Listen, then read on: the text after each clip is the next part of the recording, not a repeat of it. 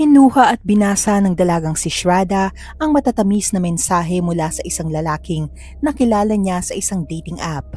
Paglipas ng panahon ay natagpuan ng dalaga sa loob ng ref, pira-piraso at kulang-kulang na ang kanyang mga bahagi.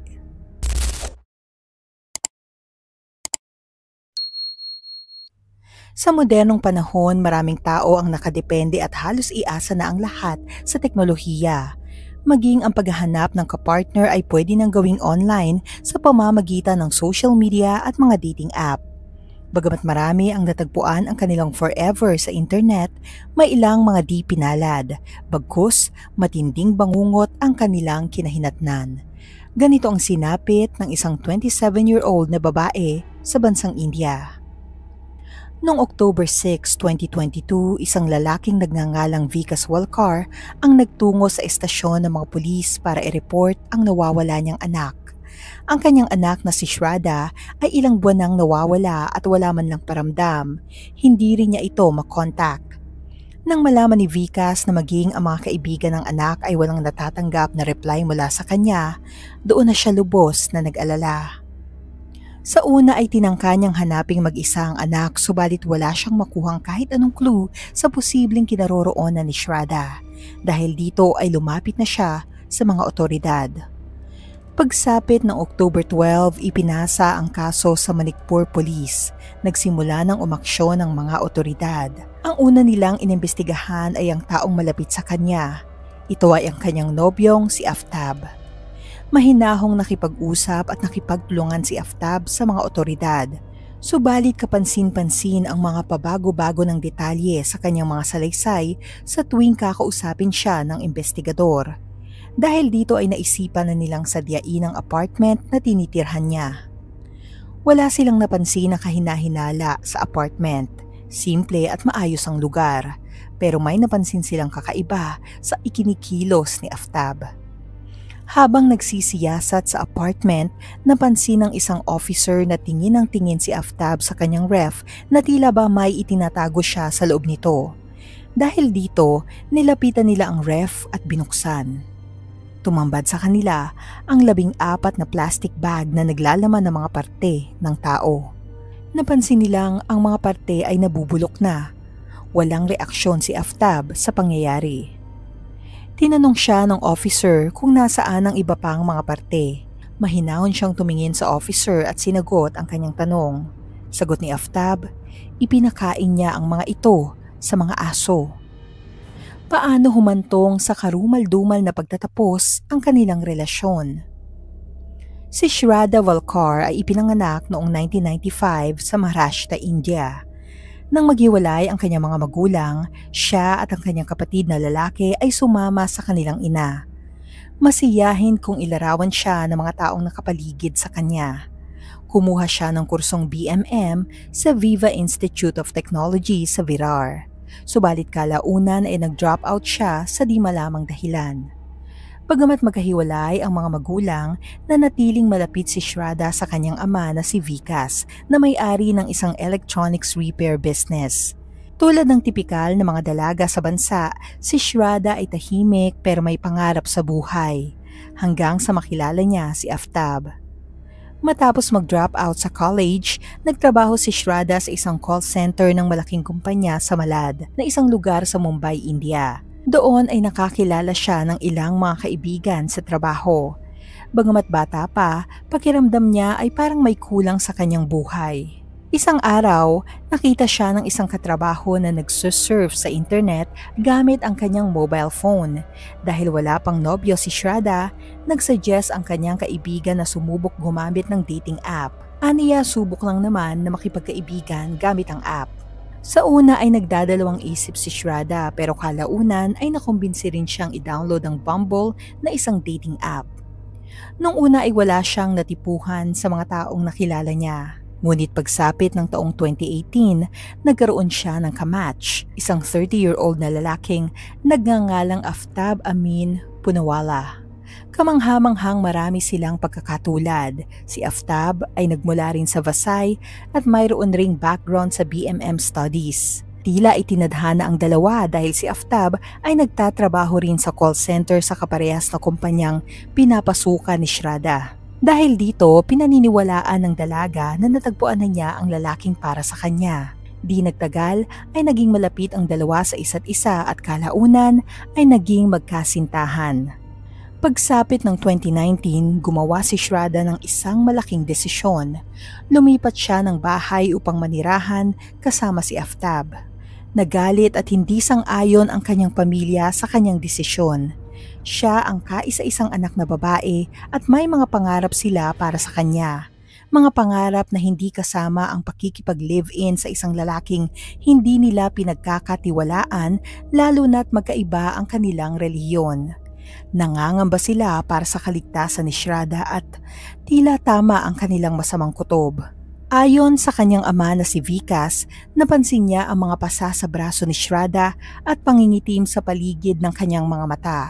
Pero sa tuwing magtatanong siya, ngumingiti lamang ang anak at sinasabing nadulas lang ako sa hagdan o kaya'y wala lang to. Hindi naniniwala si Vikas. Naniniwala siyang minamanipula ni Aftab ang kanyang anak. Inuutusan niya itong magsinungaling, inilalayo sa pamilya at posibleng sinasaktan pa. At bagaman walang formal na inihaing report sa pulisya noon, naalala ng mga kaibigan at kapitbahay ang madalas na pag-aaway ng magkasintahan, malalakas na sigawan, at paghagis ng mga gamit lalo na sa usaping pera. Ngunit iba ang sinabi ni Aftab, aniya. Tahimik naman at puno ng pagmamahala ng simula ng kanilang relasyon hanggang sa sinimula ni Shraddha na banggitin ng isang bagay na ayaw niyang harapin. At ito ay ang kasal. Naghahanda na raw si Shraddha para magkaroon ng sariling tahanan, kinabukasan at pamilya. Pero sa tuwing babanggitin niya ito, iniiwasan ni Aftab ang usapan dahil hindi pa raw siya handa. Habang patuloy si Shraddha sa pamimilit, panay naman si Aftab sa pagtanggi, kaya nagsimulang tumindi ang tensyon sa pagitan ng dalawa. Ang pamilya ni Shraddha, lalo na ang kanyang mga magulang, ay mariin tumutol sa ideya na magpakasal ang dalawa at hindi lang ito dahil sa relihiyon. Para sa kanila, si Aftab ay isang estranghero na nakilala ni Shraddha sa isang app, isang lalaki na sa kanilang paningin ay inilayo at binago ang kanilang anak. Pagsapit ng tagsibol ng 2022, nagpasya ang magkasintahan na mag-backpacking para pahupain ang tensyon sa pagitan nila. Sa puntong yon ay naging maayos ang dalawa. Pagkatapos ay gumawa sila ng panibagong malaking desisyon.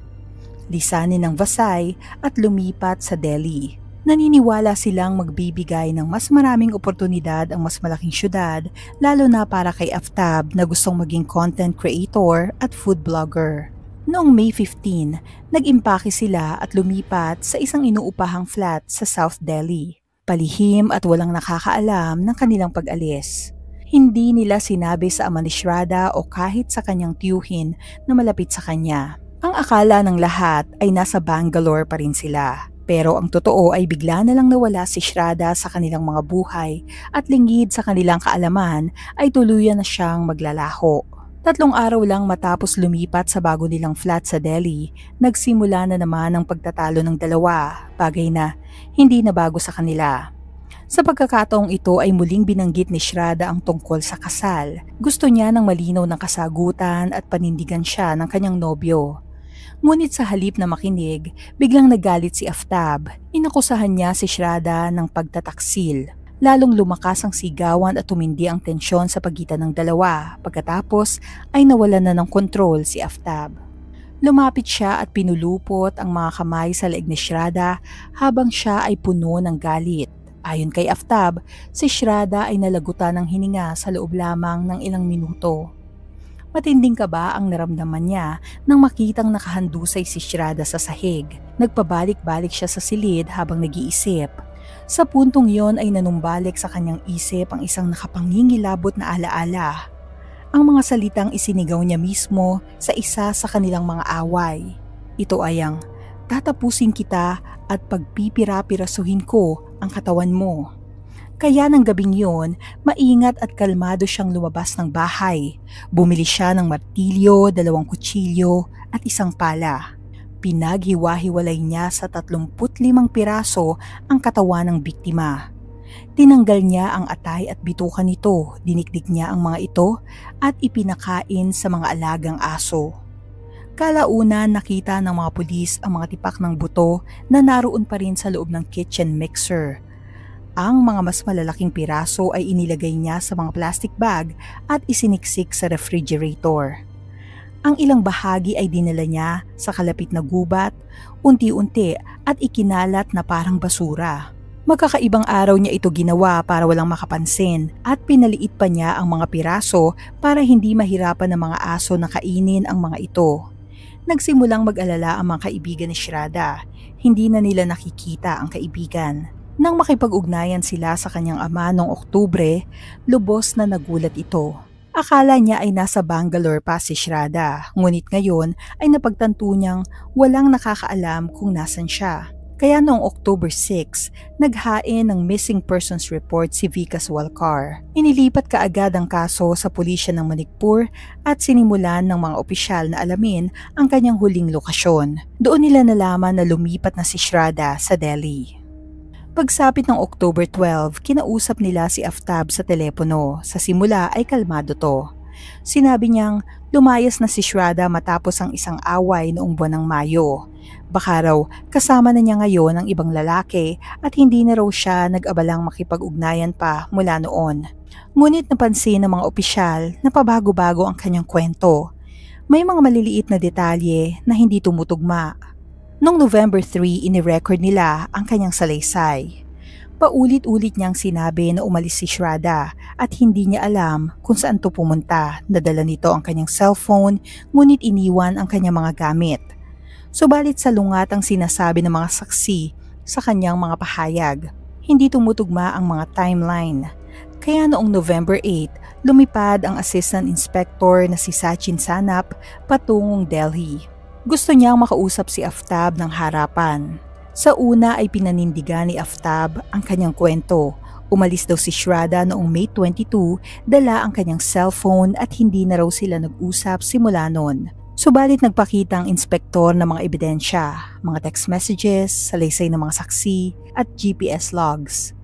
Unti-unting bumigay si Aftab, umiyak siya at umamin sa kanyang ginawang krimen. Hinalughog nila ang apartment ni Aftab. Sa puntong yon, nakumpirma ang lahat ng kanilang pinangangambahan. Sa loob ng ref, nakasiksik ang 14 na plastic bag na puno ng nabubulok na mga parte ng tao. Habang kine-question siya ng mga otoridad, inamin ni Aftab ang nakakapanindig balahibong katotohanan.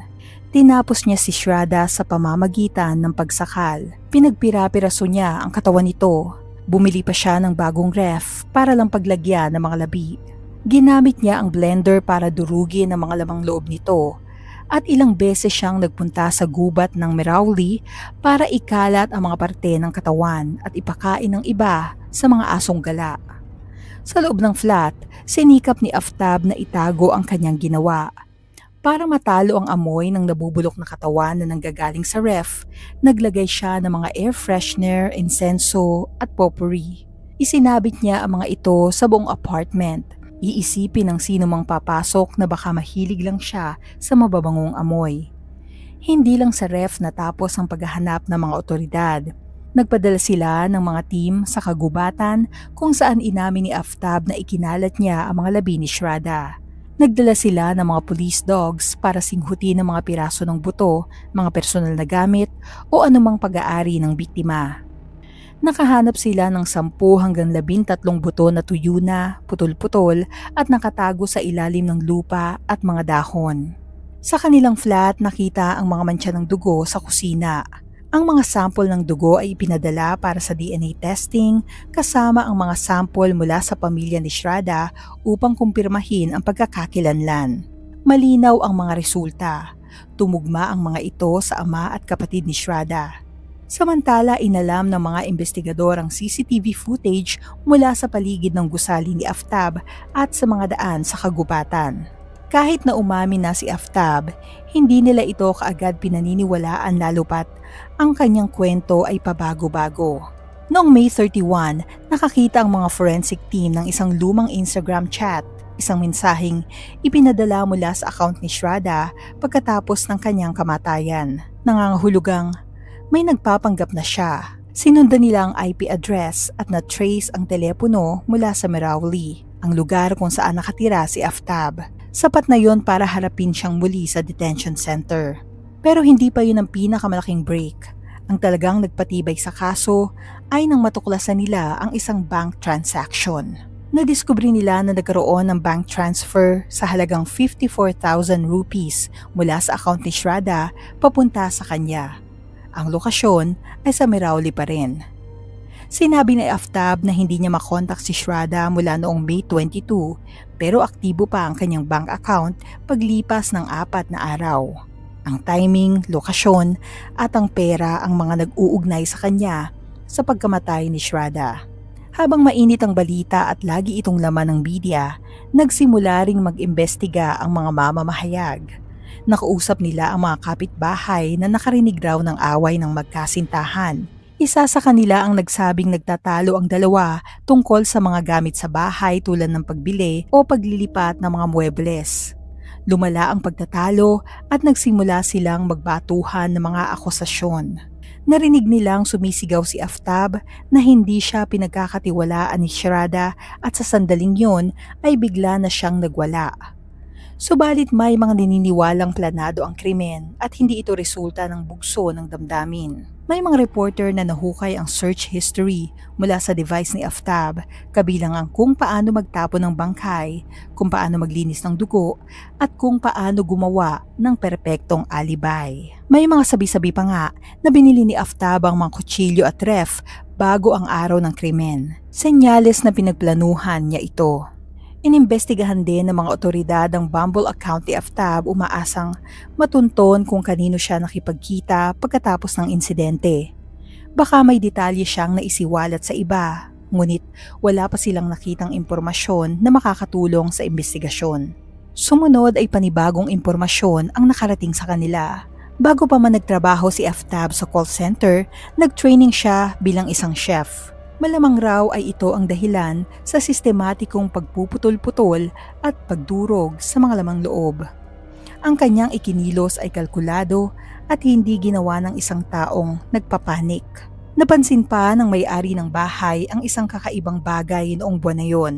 Ang bayarin sa tubig ay tumaas ng mas higit sa karaniwan. Naniniwala ang mga otoridad na ito ay dahil sa paglilinis ni Aftab matapos ang krimen. Nakakita rin sila ng 5 kutsilyo na pinaniniwala ang ginamit niya sa pagputol sa katawan ng biktima. Sa pamamagitan ng higit sa 50 testimonya ng mga saksi kasama na ang mga kaibigan at pamilya ni Shraddha, bumuo ang pulisya ng Delhi ng 6,000 pahinang charge sheet. Ito ay isinampa sa Saket Court 75 araw matapos magsimula ang investigasyon noong November 22, 2022. Sa araw na yon ay punong-puno ng tao ang silid ng hukuman. Naghihintay ang lahat na marinig kung anong sasabihin ni Aftab. Tumayo siya sa harap ng hukom at sinabing hindi planado ang pagpatay, hindi niya ito sinadya, kundi isang away na lumala, isang biglaan at mainit na pagtatalo, aniya. Sa puntong yon, isang nakakagulat na hakbang ang ginawa ng depensa. Sinabi nilang ang sariling pamilya ni Aftab ay magtetestigo laban sa kanya. Lumabas na ilang beses nakipag-ugnayan si Shraddha sa ina ni Aftab bago siya mamatay. Humingi siya ng tulong, nagmakaawa pa, at sinabi niya rito ang tungkol sa pang-aabuso at ang kanyang pangamba sa kanyang kaligtasan. Subalit walang sino man ang tumulong. Ibinunyag na noong taong 2020, nag-file ng report si Shraddha sa mga otoridad ng Mumbai. Sinabi niyang binugbog siya ni Aftab at pinagbantaan pa siyang tatapusin at pagpipira-pirasuhin ang kanyang katawan na kalaunan ay nagkatotoo. Subalit tahimik na isinara ang kaso. Lumagda si Shraddha sa isang sulat na nagsasabing nagkaayos na sila kaya hindi na nag-follow up ang mga otoridad. Pagsapit ng November 28, dinala si Aftab para sa isang polygraph test. Doon ay kalmado niyang inamin ang pagtapon ng katawan, pagpapakain sa mga aso at maging ang pakikipag-date sa ibang babae pagkatapos ng krimen na parabang walang nangyari. Wala silang nakitang emosyon at walang bakas ng pagsisisi kay Aftab. Nang inilabas na siya mula sa forensic lab, nagsimula ang kaguluhan. Isang grupo na hindi bababa sa 15 mga lalaki, may hawak na mga espada, ang sumugod sa van na lulan si Aftab. Galit silang sumisigaw at sinasabing pipira-pirasuhin din nila sa 70 bahagi si Aftab. Nais nila ng katarungan para kay Shraddha. Kinailangan ng pulisya na magpaputok ng warning shots para lang maitaboy sila. 2 lalaki ang ikinulong at ipinakumpiska ang kanilang sasakyan. Kinabukasan, humingi si Aftab ng karagdagang proteksyon dahil sa takot. Ipinadala si Aftab sa Tihar Jail sa ilalim na mahigpit na pagbabantay. Sa simula ay pinapayagan lang siyang lumabas sa kanyang selda ng 2 oras kada araw, ngunit noong March 15, 2024, sa kahilingan ng kanyang abogado, pinayagan na siya ng hukuman na lumabas ng 8 oras tulad ng ibang mga bilanggo. Sa ngayon ay hindi pa nahahatulan si Aftab. Patuloy pa ring dinidinig ng korte ang testimonya ng mga saksi at sinusuri ang mga ebidensya. Gusto ng pamilya ni Shraddha, lalo na ng kanyang ama, ang parusang kamatayan na siyang pinakamataas na parusa sa ilalim ng batas ng India. Ngunit bago pa mangyari yon, pumanaw si Vikas noong February 9, 2025. Inatake siya sa puso. Namatay siya nang hindi man lang nasasaksihan ng paghahatid ng hustisya para sa kanyang anak. Bago siya pumanaw noong 2024, itinatag ni Vikas ang Shraddha Walkar Charitable Trust, isang foundation na nakatuon sa kaligtasan ng mga kababaihan. Nagbibigay ito ng libreng legal support sa mga mahihirap na pamilyang naghahanap ng hustisya. Nabubuhay ang kanyang legasiya sa pamamagitan ng Charitable Trust. Sa buong India, nagkaroon ng memorials, mga protesta, at nagsindi ang mga tao ng kandila para kay Shraddha na nangangakong hindi nila malilimutan ang kanyang pangalan, ang kanyang boses, at kung paano sana napigilan ang lahat.